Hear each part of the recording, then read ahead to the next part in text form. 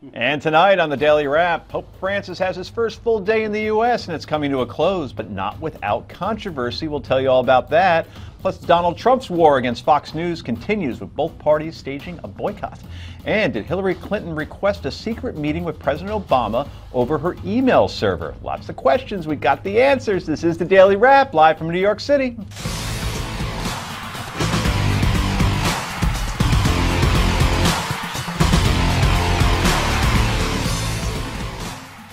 And welcome to the show, everybody. I'm Joe Concha, along with my co-host, Rick Unger. Did you go to confession today? Well, no, that's sort of not in my repertoire. But I did watch all of the goings-on this morning. I was interested. I was entertained. It was kind of fun to see the Pope. It was fun, and I have to say, I'm not a terribly religious person. I go on Christmas. I go on Easter. I'm going to raise my kids. I'm getting a baptism in a couple of weeks for the baby Liam. That said, I was moved by what I saw today. Yeah, he is. There's something about this man that is extremely likable.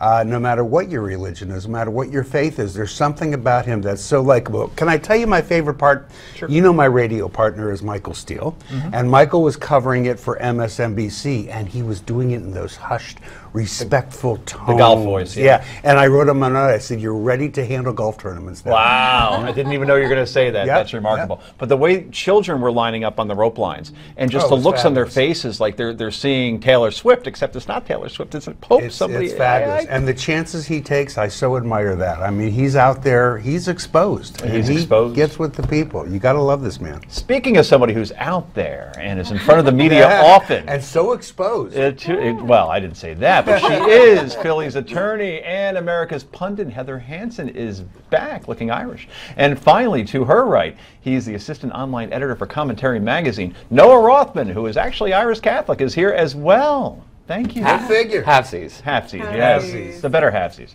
All right, let's get right to the Daily Download.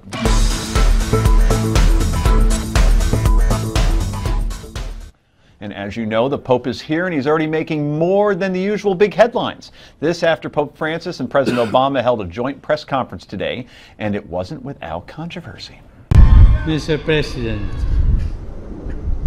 I'm deeply grateful for your welcome in the name of the all Americans. As the son of an immigrant family, I'm happy to be a guest in this country, which was largely built by such families. Obviously, the Pope is making a vile reference, maybe not so vile, to the current immigration debate, but he didn't stop there. I find it encouraging that you are proposing an initiative for reducing air pollution.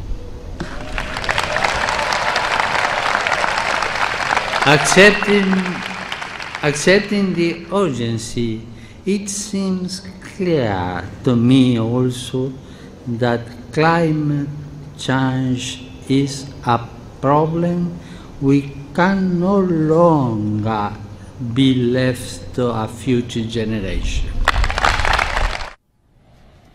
Pope not commenting on the Iran deal, however. You thought he'd eventually get to that point. Anyway, Washington Post columnist George Will points out that the Pope has a clear agenda. The Pope has a clear agenda, social, economic, political, and he's not reticent about it. But he was strangely reticent in Cuba. If someone hands him today, when he lands and gets to his apartment here in Washington, a copy of the Washington Post, he can read the Washington Post editorial that accuses him of the appeasement of power in Cuba, where the Post says he did and said nothing that would discomfort the Castro regime. Mr. Will further points out that although the Pope will speak in front of Congress, last week 177 Democrats in the House voted against a bill that said if a child survives an abortion procedure, it should be given the same medical treatment that would be accorded any other child of a similar gastrointestinal age. Perhaps the Pope should focus on that. Heather, you have 12 years of Catholic school experience underneath you. Does the Pope have his priorities straight, do you think he should be making this so political? Is he making it political? He's not making it political. One of those first statements when he became Pope was that this is a spiritual church, not a political church. And on top of that, I think what people forget is that he chose the name St. Francis after St. Francis of Assisi, who was the patron saint of nature. So for him to be into climate change is completely understandable and consistent with his priorities. Okay, somebody's going to heaven. So let's go to Minneapolis now and bring in law professor and Vatican expert. His name is Dr. Charles Reid. Charles, thanks for joining us. Well, thank you so much for having me. Sure. So the Pope is popular, obviously gets a lot of media attention even before he came to the U.S. based on the fact that he's just out there more. He just seems to be somebody who really wants to bring attention back to the Catholic Church. Although, according to recent polls, his popularity has dropped in recent months. Gallup, I know, had him going from 76 to 59. So why are some conservative American Catholics having a hard time supporting the Pontiff? Well, first off, 59% is still pretty substantial approval. But there are some people who are who are growing upset with the Pope. I suspect not everyone agrees with him on climate change. Perhaps not everyone agrees with him on immigration. You look at the immigration debate and you see substantial disagreement in this country. On the other hand, I'm with the Pope on these issues. I get it, but why bring it up, though, in such a politically charged environment as he did today? He could have talked about 1,000 different things. But instead of saying, I'm an immigrant myself, and I don't know, it just seemed to be, I could see some people definitely taking it the wrong way and saying, why is he making it political? Well, he didn't say anything that's not absolutely true. This is a nation founded in immigrants.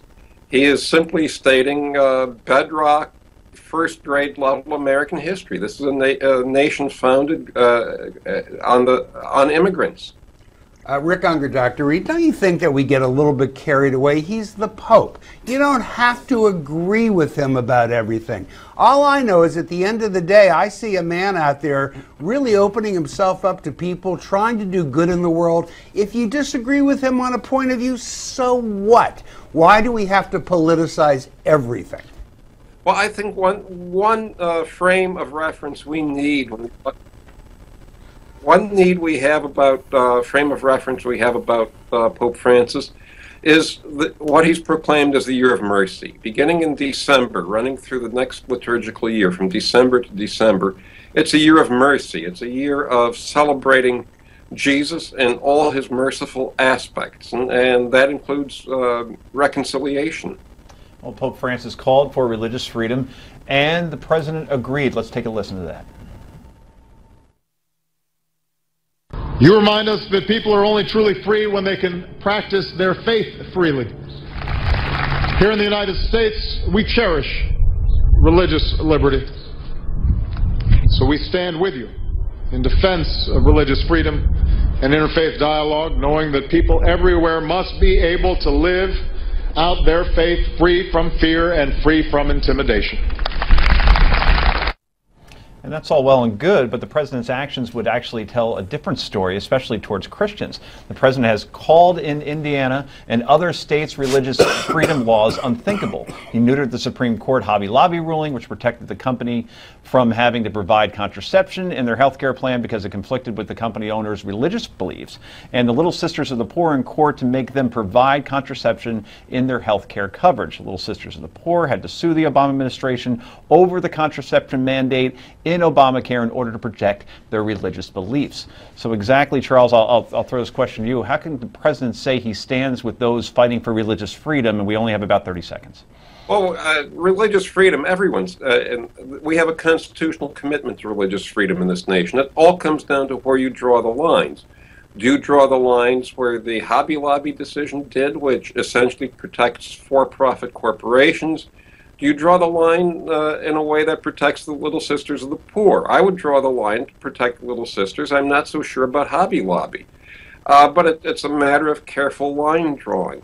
And the president, I think, let's give him the benefit of the doubt. He respects religious freedom, but he's not drawing the line where I would. Okay. Well, Dr. Charles Reid, thank you so much for your input and for joining us tonight. We really appreciate it. Juan, thank you for having me. Okay, and so as the Pope's historic visit to the United States continues to dominate the headlines, more and more Americans are asking, who is Pope Francis? As always, Newsmax, we got you covered. Learn more about Pope Francis and his humble rise to the Vatican in the book, Francis, a Pope for Our Time. Get this special offer right now at newsmax.com/pope or by calling 1-800-203-7047. Coming up, the war between Fox News and Donald Trump. It's back on again for now, we think. Stay tuned.